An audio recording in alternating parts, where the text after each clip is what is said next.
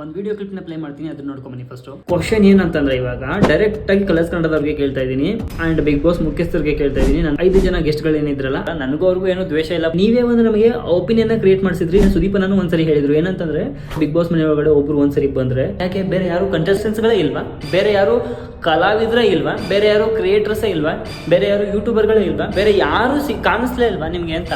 ಈ ವಿಡಿಯೋ ಏನು ನೋಡಿದ್ರಲ್ಲ, ಇದು ಆಕ್ಚುಲ್ ಆಗಿ ಬಿಗ್ ಬಾಸ್ ಮನೆಗೆ 5 ಜನ ಗೆಸ್ಟ್ಗಳು ಬಂದಿರ್ತಾರೆ. ಅದರಲ್ಲಿ ರಜತ್ ಅಂಡ್ ಚೈತ್ರ ಅವರಿಬ್ಬರನ್ನ ವೈಲ್ಡ್ ಕಾರ್ಡ್ ಅಂತ ಅನೌನ್ಸ್ ಮಾಡ್ತಾರೆ.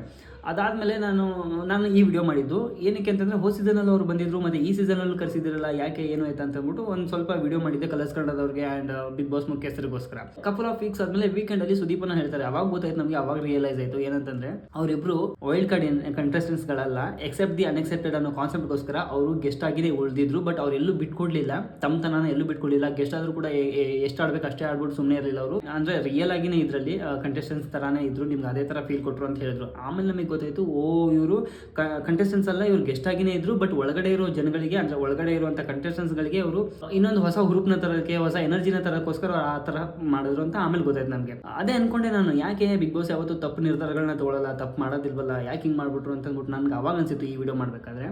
ಆವಾಗ ನಾನು ಆ ವಿಡಿಯೋದಲ್ಲಿ ಏನೇನೋ ಮಾತಾಡಿದ್ದೀನಿ, ಅಂದರೆ ಕೆಟ್ಟದಾಗಿನೂ ಮಾತಾಡಿಲ್ಲ, ಬಟ್ ಯಾಕೆ ಏನು ಆಯ್ತು ಅಂತಂದ್ಬಿಟ್ಟು ಸ್ವಲ್ಪ ಬೇರೆಯವ್ರಿಗೆ ಅವಕಾಶ ಕೊಡಿ ಅಂತೆಲ್ಲ ಮಾತಾಡಿದ್ದೀನಿ. ಆ ವಿಡಿಯೋ ನೀವು ಆಮೇಲೆ ನೋಡಿ. ಬಟ್ ಏನೋ ಒಂದು ಚಿಕ್ಕದಾಗಿ ಟ್ವಿಸ್ಟ್ ಆ್ಯಂಡ್ ಟರ್ನ್ ಕೊಡೋದಕ್ಕೋಸ್ಕರ ನೀವು ವೈಲ್ಡ್ ಕಾರ್ಡ್ ಅಂತ ಹೇಳಿ, ಅದಾದಮೇಲೆ ಮತ್ತೆ ವೈಲ್ಡ್ ಕಾರ್ಡ್ ಅಲ್ಲ ಅಂತಲೂ ನೀವು ವೀಕೆಂಡಲ್ಲಿ ಹೇಳಿದಾಗ ಬಹಳ ಖುಷಿ ಆಯ್ತು ನಮಗೆ. ಸುದೀಪನ ಹೇಳಿದ್ರು ಈ ಥರನೂ ಎಲ್ಲ ಟ್ವಿಸ್ಟ್ ಆ್ಯಂಡ್ ಟರ್ನ್ಗಳು and expect the unexpected concept ಈ ಥರ ಎಲ್ಲ ಇರುತ್ತೆ ಅಂತ ಅಂದ್ಬಿಟ್ಟು ನಮ್ಗೆ ಗೊತ್ತಾಗಿದ್ದಕ್ಕೆ ಭಾಳ ಖುಷಿ ಆಯಿತು. Thank you so much. ನೀವು ಇದೇ ಥರ ಯಾವಾಗಲೂ ನಮಗೆ, ಅಂದರೆ ಆಡಿಯನ್ಸ್ಗೆ ಯಾವತ್ತೂ ಮೋಸ ಮಾಡಲ್ಲ ಅನ್ನೋದು ಗೊತ್ತು. ಬಿಕಾಸ್ ನಾವು ನೆನ್ನೆ ಮೊನೆಯಿಂದ ಅಲ್ಲ, 12 ವರ್ಷದಿಂದ ನಾವು ಬಿಗ್ ಬಾಸ್ನ ಫಾಲೋ ಮಾಡ್ತಾ ಇದ್ದೀವಿ.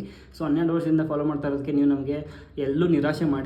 ನಾನು ಆ ವಿಡಿಯೋ ಮಾಡಿದಾಗ ನನಗೇನು ತಿಳ್ಕೊಂಡಿದ್ದೆ ಅದನ್ನು ಮಾಡಿದ್ದೆ. ಇವಾಗ ಸತ್ಯ ಗೊತ್ತಾದ್ಮೇಲೆ ತಿರ್ಗಿ ಇನ್ನೊಂದು ವಿಡಿಯೋ ಮಾಡಬೇಕು ಅಂತ ಅನಿಸ್ತು. ಸೊ ಹಾಗಾಗಿ ವಿಡಿಯೋ ಮಾಡ್ತಾ ಇದ್ದೀನಿ. ಸೊ ಇವಾಗ Colors Kannada and Bigg Boss ಮುಖ್ಯಸ್ಥರಿಗೆ ನಾನು ಅಪಾಲಜಿ ಕೇಳ್ತಾ ಇದ್ದೀನಿ, ಕ್ಷಮೆ ಇರಲಿ. ಜಸ್ಟ್ ಬಿಕಾಸ್ ಅವರು ವೈಲ್ಡ್ ಕಾರ್ಡ್ ಅಲ್ಲ ಗೆಸ್ಟ್ಗಳು ಅಂತ ನಮಗೆ ಮುಂಚೆ ಗೊತ್ತಿದ್ದಿದ್ರೆ ನಾನು ಆ ವಿಡಿಯೋ ಮಾಡ್ತಾನೆ ಇರಲಿಲ್ಲ. ಸೊ ನಮಗೆ ಗೊತ್ತಾಗಿದ್ದು ಕಪಲ್ ಆಫ್ ವೀಕ್ಸ್ ಆದಮೇಲೆ ವೀಕೆಂಡಲ್ಲಿ. ಸೊ ಹಾಗಾಗಿ ಆಮೇಲೆ ರಿಯಲೈಸ್ ಆಯಿತು, ಹೋದಲ್ವಾ ಎಕ್ಸೆಪ್ಟ್ ದಿ ಅನ್ಎಕ್ಸೆಪ್ಟೆಡ್ ಅಂತ ಅವಾಗ ಗೊತ್ತಾಯಿತು.